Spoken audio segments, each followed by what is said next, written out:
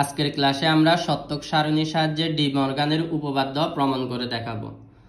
তো প্রথম আমরা যে উপপাদ্যটি দেখব সেটা হচ্ছে দুই চলক বিশিষ্ট উপপাদ্য।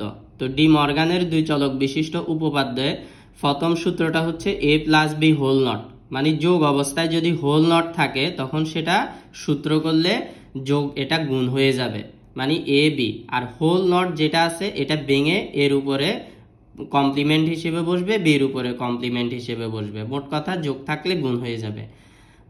দ্বিচলক বিশিষ্ট আমাদের আরেকটি উপপাদ্য হচ্ছে এ বি হোল নট, মানে এটা গুণ অবস্থায় আছে, যদি গুণ অবস্থায় থাকে তখন সেটা যোগ হয়ে যাবে। আর হোল কমপ্লিমেন্টটা ভেঙে এর উপরে কমপ্লিমেন্ট বসবে, বির উপরে কমপ্লিমেন্ট বসবে, মাঝখানে গুণ ছিল, গুণ এটা যোগ হয়ে যাবে। এখন আমরা সর্বপ্রথম সত্যক সারণীর সাহায্যে এই দুইটা উপপাদ্য থেকে প্রথম যে উপপাদ্যটা দেখব সেটা হচ্ছে a plus B whole naught. এটাকে যদি আমরা ডি মর্গানের উপপাদ্য করি তখন হবে a naught into B not.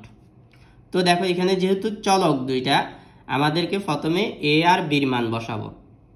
এ আর বির মান বসানোর পর আমরা এখানে দেখতেছি আমাদের একটা এ নট আর বি নট লাগবে। তো এ কে নট করলাম, বি কে নট করলাম।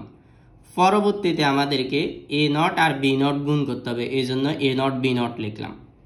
এখন আমরা যদি এ পাশে বাম পক্ষের মানটা বের করতে যাই, এখানে আমাদেরকে এ প্লাস বি এর মান লাগবে, তো আমরা এ প্লাস বি মান লিখলাম। এর পরবর্তীতে এ প্লাস বি এর উপরে নট করার জন্য এ প্লাস বি নট দিলাম। এই হচ্ছে আমাদের সত্যক সারণীর ডিটেইলসটা। এখন আমরা সত্যক সারণীতে বাইনারি মানগুলা সাজাইতে হবে। মনে রাখবা সত্যক সারণীতে বাইনারি মান সাজানোর নিয়ম হচ্ছে to the power N. N এখানে হচ্ছে ইনপুট সংখ্যা বা চলক সংখ্যা। তো এখানে যেহেতু আমাদের চলক 2, এন এর মান হবে 2, এন এর মান 2 হলে আমাদেরকে 4টি বাইনারি মান এখানে সাজাইতে হবে চলকের মধ্যে, 2 ইনপুট বিশিষ্ট, মানে 2 বিটে সাজাবো। তো বাইনারি মান সাজানোর নিয়ম হচ্ছে 0 থেকে সাজাইতে হবে। 0-র বাইনারি মান 2 বিটে সাজালে 2টা 0। 1 এর বাইনারি মান 2 বিটে সাজালে 0 1 হবে। 2 এর বাইনারি মান 1 0, 3 এর বাইনারি মান 1 1। তো আমরা বাইনারি মানগুলা সাজিয়ে নিলাম। এখন আমরা এ নট বের করব। এ নট এটা হচ্ছে নট গেটের কাজ।